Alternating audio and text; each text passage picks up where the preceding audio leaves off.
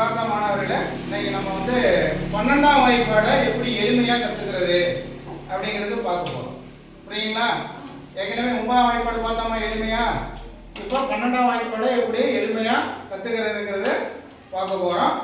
இப்போ ஃபஸ்ட்டு என்ன பண்ண போகிறோம் அப்படின்னா, இப்போ ஒற்றை எண்கள்லாம் சொல்லுங்க பார்ப்போம்.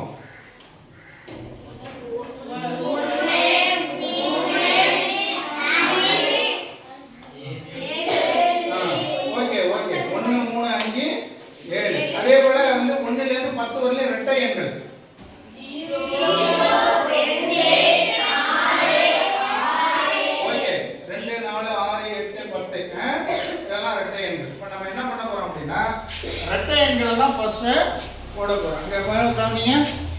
2 அடுத்தது இரட்டை எண் 4 அடுத்தது 6 அடுத்தது 8 அடுத்தது இப்போ 10க்கு என்ன பண்ணுவோம் அப்படின்னா 0 போட்டுட்டு இந்த 1 இங்கே வச்சுக்கணும்.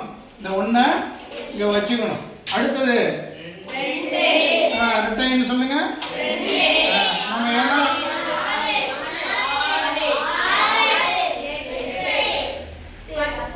10க்கு சைபர் 1 இங்கே வச்சுக்கணும். புரியுங்களா?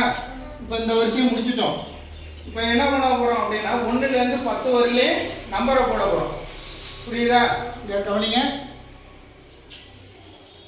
அடுத்தது 2 அடுத்தது 3 அடுத்தது 4 அடுத்தது இங்க 5 5 இங்க 5 தான் வரணும். ஆனா ஏற்கனவே 1 இங்க இருக்காடா. அப்ப 5 1 6 அடுத்தது 6 அடுத்தது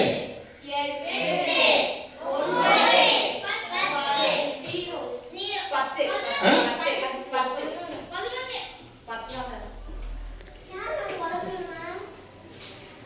அடுத்தது சொல்லு 10 10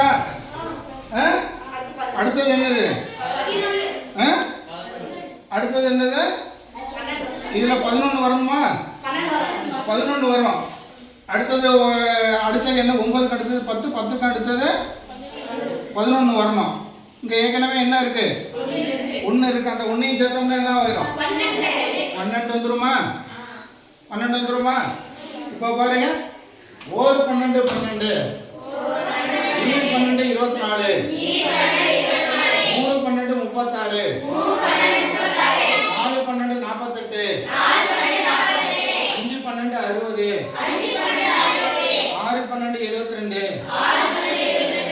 7 12 84 8 12 96 8 12 96 7 12 7 12 84 8 12 ஆமா ரைட்டு தான். ரைட்டா தான். அப்புறம் 9 12 5 12 ரைட்டா வந்துட்டா.